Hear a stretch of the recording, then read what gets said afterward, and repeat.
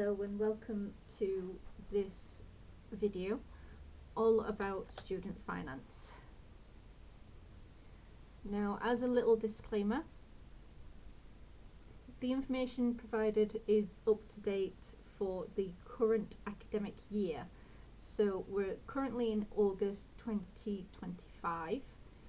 So a lot of the information given will be for 24/25.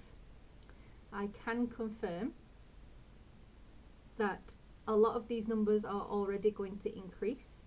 Not massive amounts, less than £100 on nearly all of the numbers that you see. Throughout this video, I'm going to introduce to you what the student loan is, what it's made up of, extra funding that you may be able to get,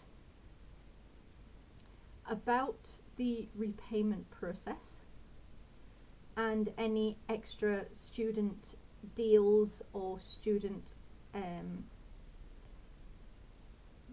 bank accounts that you may be able to get.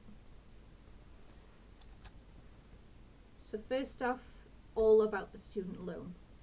Now, I use the term loan loosely because when we come into talking about the repayment process, you'll understand why it is very different from a typical bank loan. So first and foremost, the student loan is actually split into two different sections. So first off, you have the tuition fee loan. Now, it has increased, so you can get up to £9,535 per year. Again, this is from 2025. This may increase, however, until the budget is announced. This is what we have to go off. Now, the tuition fee loan is paid directly into your college or university. It's actually paid in 3 different instalments. However, you will not see this money. And luckily, this does not depend on your household income. So regardless of household income, you should be able to get up to £9,535 a year for your course. Now, this does look a little bit different for part-time courses.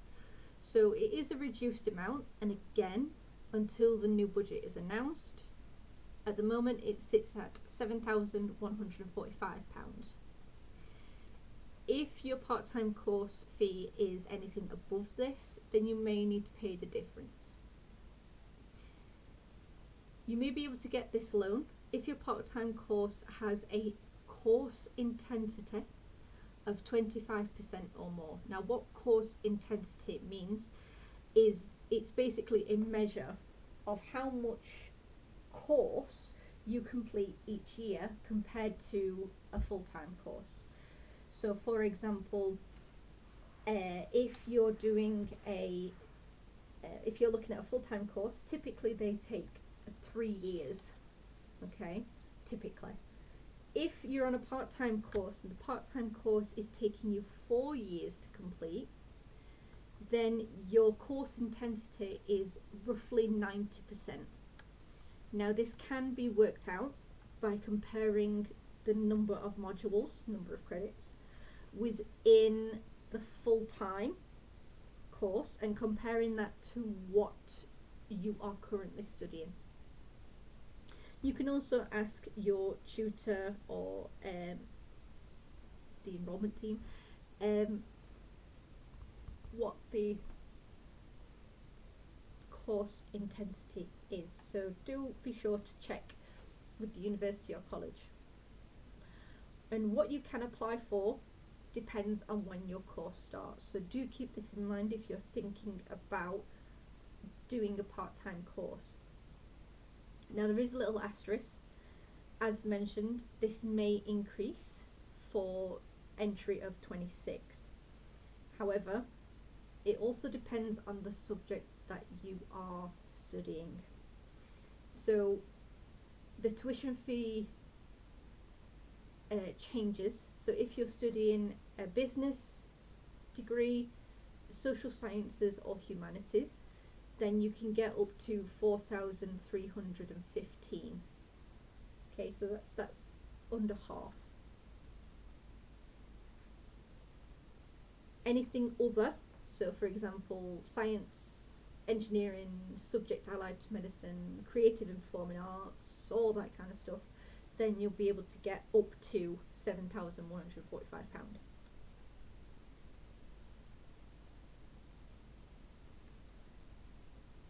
On to the second half of the loan. So this is the first part, so this is tuition fee. The second part of the loan is what we call maintenance loan. So this is money that you will receive in order to live. Okay, this may be to help with food, this may be to help with travel, cost of the course, course materials, sorry. And at the moment it sits at £8,610. This is if you are living at home. Okay, so this means that you're not moving out of your home, you're not living away by yourself, that you're not living in London. Okay, if you are living in London, this is slightly higher. Now with the maintenance loan, it is split into 3 instalments, and this goes into your bank account. The way that the instalments are split, it's 33% per term, with the last term being 36%. No, 34%, sorry. Now the maintenance loan does go on your household income. Your household income. So this is primarily targeted towards adults, okay? So people who may have their own family and all that kind of stuff. As a student, your income will be 0. It does not matter if you are working part-time, if you're doing so many hours, it does not matter. As a student, your income will be 0. However, if you are living with a partner and they are working, it will go on their income. Now, luckily for you, there is a calculator, and this is regularly updated by Student Finance. Okay, so you'll be able to work out with a couple of details what you may be able to get.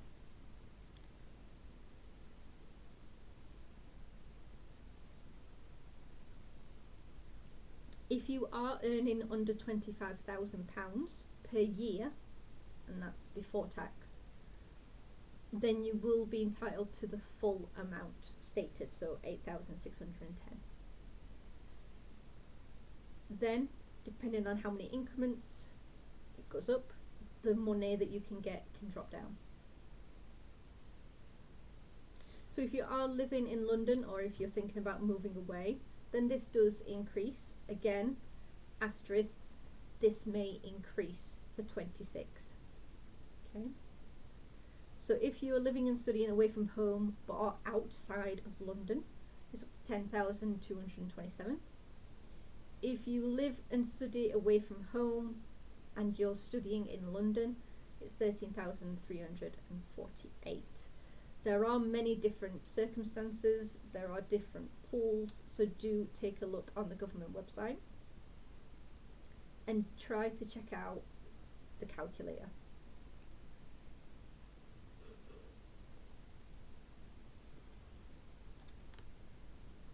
So just taking a look at the loan amount entitlement. Okay, so this is based off of if you were living elsewhere. Okay, I think this is actually from the year 24.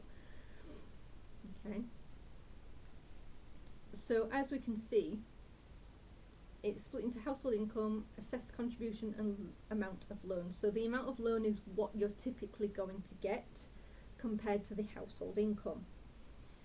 Now this assessed contribution It refers to how much your household, your parents, your partner, are said to contribute to help you towards the cost of living.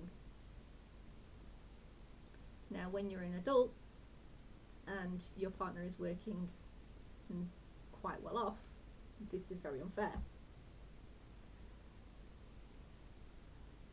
But let's just flip on to the other one. So this gives you a bit more of a breakdown with up-to-date numbers.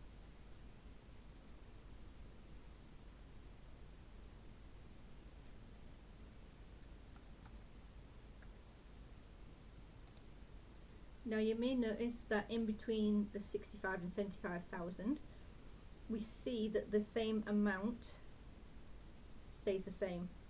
So there is a threshold, you could say. This that you can see, where are we? Get me Liz pointer. There we go. So here you can see, and here, that it's the same amount. So this is the minimum amount that you will be given. Okay, the minimum amount. So it doesn't matter how big the household income is, what value this is after 65. This is the minimum that the person is going to get. Okay, slightly different in London, just slightly.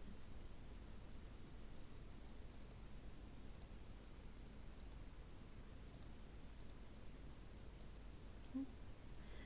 Now, if you don't fully rely on your parents, or if you have financially supported yourself for the past 3 years, you don't rely on anybody, then you may be able to apply for independent status. So if for the past 3 years you have financially supported yourself, you can apply for independent status. You will need to evidence this through either payslips, a P60, or through HMRC. There are a couple of eligibility criteria. So for example, if you're over 25, if you are or have been married or are in a civil partnership, if you have care of a person under 18, so for instance a child, if you have no contact with or are estranged from your parents, or you are a care leaver. Now do take a look into this if you think that you do fall under the independent status. So what independent status means is that you will only be assessed on your income. It will not go on your parents' income. Now on top of that, we do have some extra financial support. This is straight from Student Finance England, so once when you apply, you will be able to apply all in the same document for any optional extras. So let's take a look. So first off, we have the Disabled Students Allowance, the Childcare Grant, the Parents Learning Allowance, and the Adults Dependent Grant. Ones with the asterisk at the side, these are only available for full-time students only. So first let's talk about the Disabled Student Allowance. So this is extra support to cover study-related costs because of a mental health problem, a long-term illness, or any other disability. You may get help with the cost of specialist equipment. So for example, if you need a specific computer, any non-medical helpers, so BSL interpreters, or a specialist note taker. If you have to consider extra travel because of your disability, or any other disability related support, so for example, if you have to print out copies of documents, or if for proofreading or anything like that, Now, this isn't exactly money that you will get, it's more of a pot of money that you can access. So the university that you're with will be able to help you apply for certain things, and they will be able to access that on your behalf. So they should help you fill in the forms. You send the forms off and they will tell you yes, no, and so on and so forth. So you will never see this allowance. It's just there in case you need it. That being said, per year it's up to £26,948.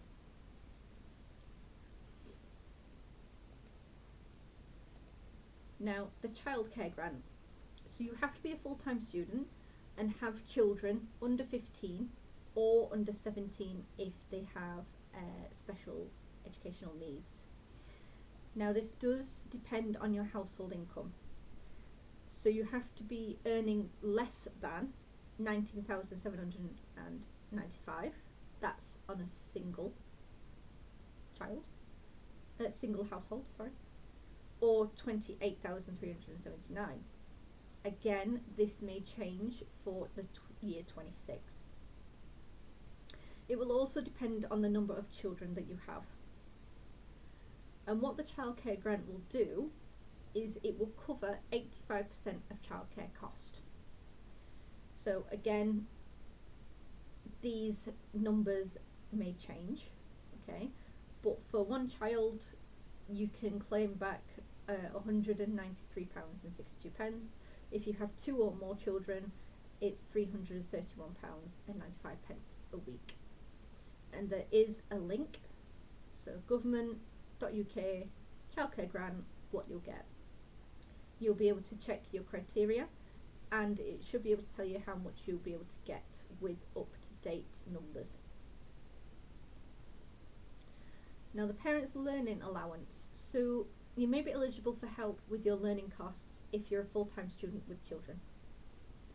It does depend on household income. So you need to be earning less than £18,835. Again, that's for this year. It may change next year. Now, this allowance does not have to be paid back. It will not affect your benefits or tax credit. And you may get between £50 or £196 per year. No, £1,962 per year. Like the maintenance loan, this is paid in 3 instalments, and there is extra information there as well.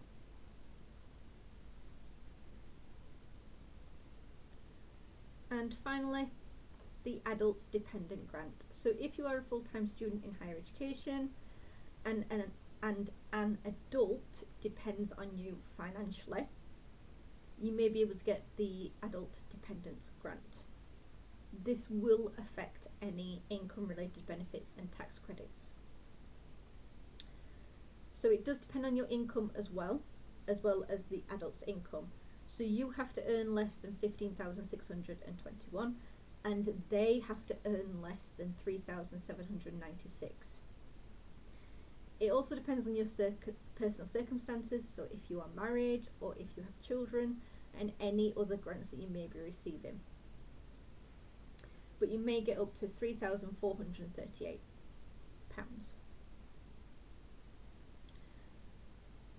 So that's everything that Student Finance England can offer. Again, these may change, some may be taken away, some may be renamed, there may be new ones coming out, so do give a check on that government website.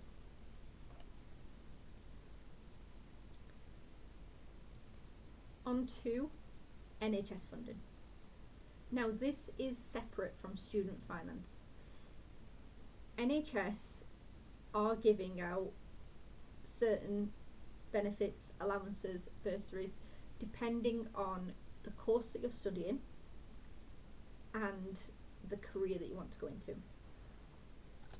Now, you will have to apply this separately. Apply for this separately if you apply. If you're applicable. So, NHS has a learning support fund. Now, the learning support fund includes a training grant of up to £5,000 per year. If you are studying a specialist subject, then you may have an extra £1,000 a year. They also have parental support of £2,000 if you have one child under 15, again under 17 if they have special needs. You can also claim money back for excess travel and even temporary accommodation if you're on a if you're on a placement. And they also have their own student hardship fund. Now, LSF, Learning Support Fund, is different from the NHS bursary. So when you are applying for student finance, it will ask you if you will be a recipient of the NHS bursary.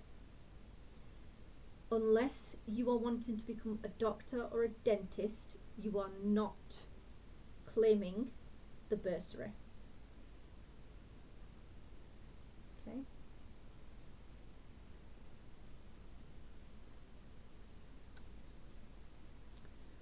Now, having a quick look at this earlier, it looks like these grants, these payments are not going to change.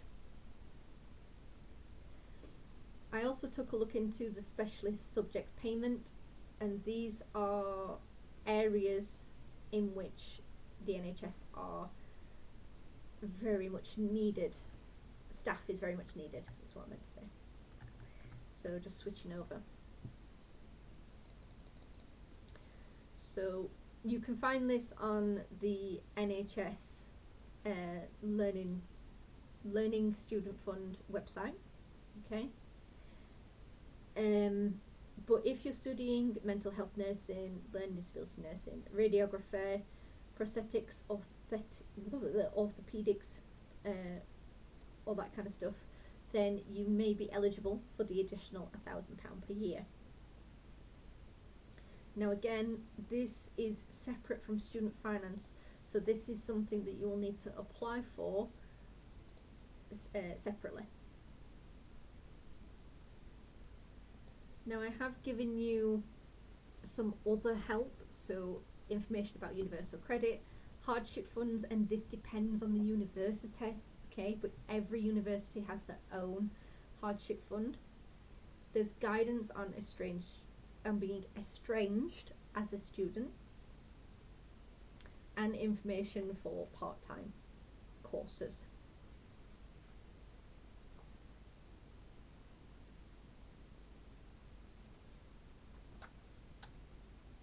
So, student finance process. So next we're going to go through the start to finish process of student finance. And then we're going to take a look into the repayment of the student loan and what that looks like for you. So, first off, you've got to decide that you want to go to uni or college. Hopefully you've found and applied for courses and you have been given an offer. Now, student finance for the intake of September opens up the March prior. So for example, if you're wanting to go to university September 25, this means that student finance will open March 25.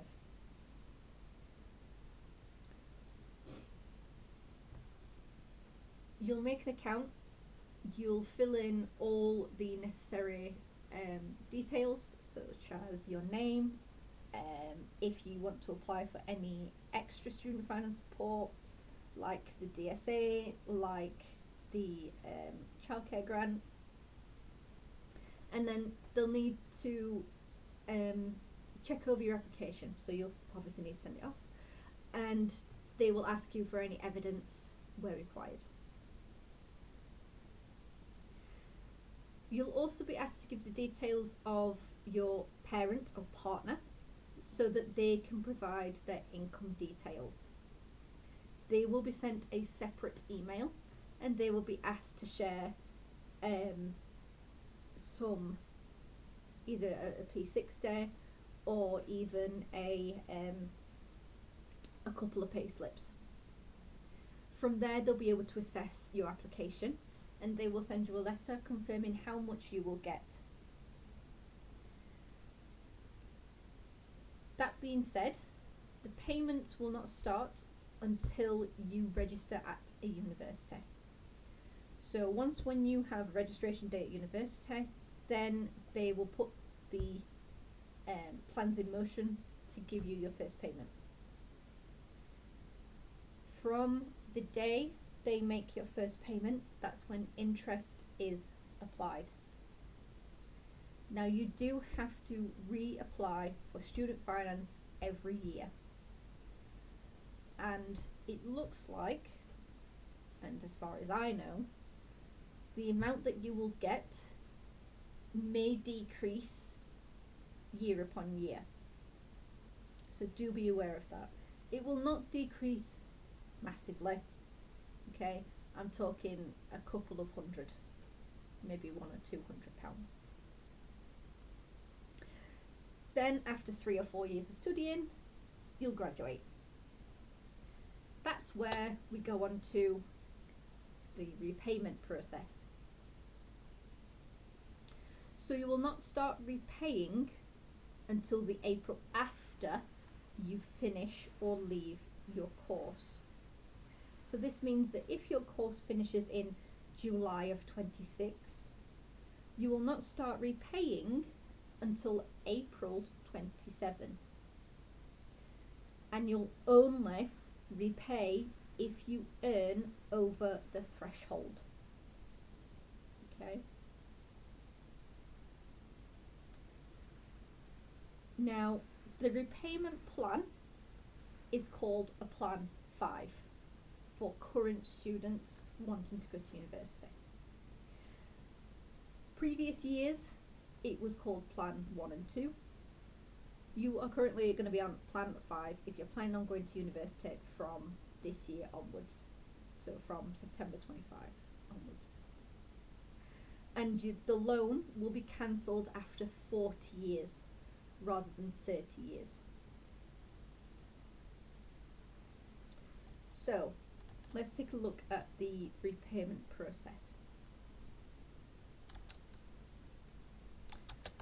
So repayment plan 5, the threshold for repayment plan 5 is £25,000 annually before tax. So what this means is that if you are not in a job, or if your job does not pay you over £25,000 a year, you will not repay your loan. Only when you earn over £25,000 or monthly £2,083 will you then pay 9% of the earnings over the threshold. That's a lot of words, so we are going to do a little bit of maths so that I can break it down a little bit for you. If for whatever reason you stop working or your income goes below the threshold, the payment will automatically stop. So let's take a look at that in practice. Okay, so let's say you are on the lowest level of a band 5 nurse. This means that annually you're going to get £28,407. Break it down into monthly. Okay, you're taking home before tax 23,600. God, £2,367.25 a month. Now this is above the threshold. So what Student Finance will do is they will work out how much you're earning above their stated threshold. Okay, so the difference between your monthly and the threshold. which is £284.25.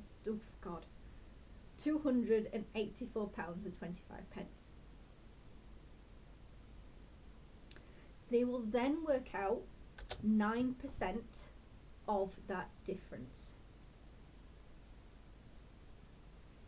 So this means you will pay £25.59 to Student Finance England before tax every month, unless you go below the threshold.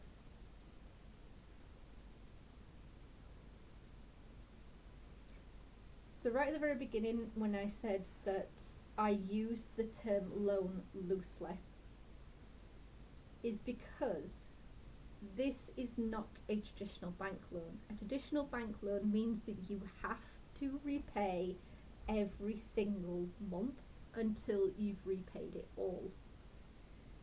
In terms of student finance loan, you will only pay back a certain percentage if you earn over the threshold.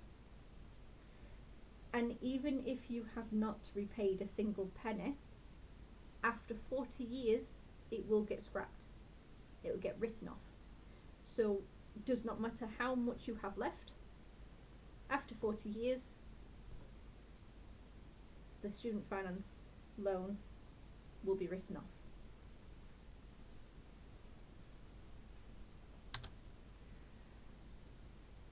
So, a couple of final words. A common misconception is that how much you owe Student Finance England will affect how much you pay back. That's not the case.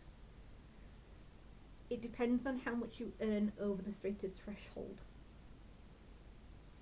It does not affect your credit score. It is not a traditional loan. It's written off after 40 years, even if you've not paid anything.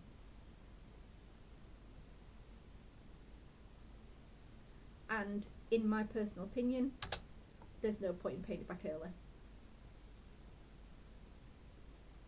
Again, my personal opinion, I'm not telling you what to do at all.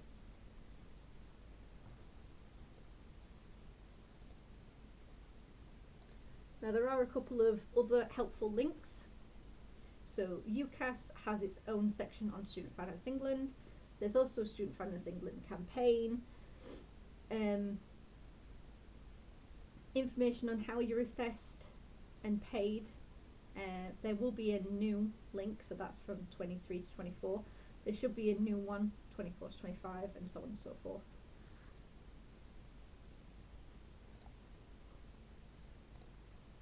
Now, finally, student current account. So, student current accounts have some good incentives. So, a lot of them have a 0% overdraft. So this means that if you go if you go into your overdraft, you won't have any hidden fees, any hidden charges. You will simply pay back what you owe. So if you go into your overdraft by £10, you'll need to pay back £10. Okay? Or you'll need to put in £10 into your account.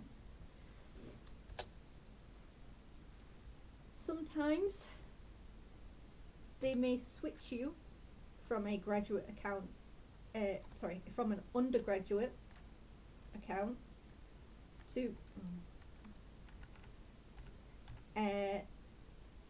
after uni they may switch you to a graduate account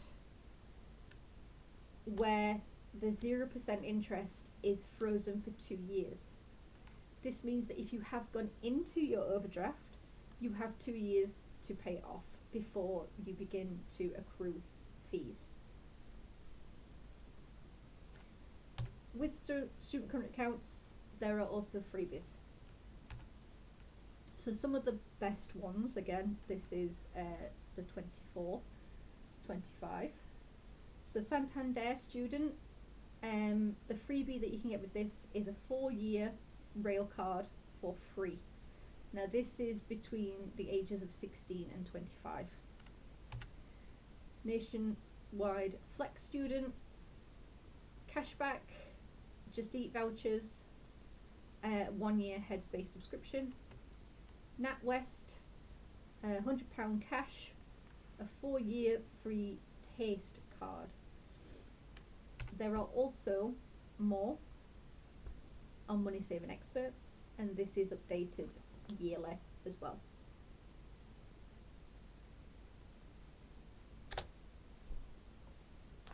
Thank you for listening. I'm sorry that you've had to listen to me for 35 minutes. If you do have any questions, please pop them down in the comments below and I will try to get back to you as soon as possible.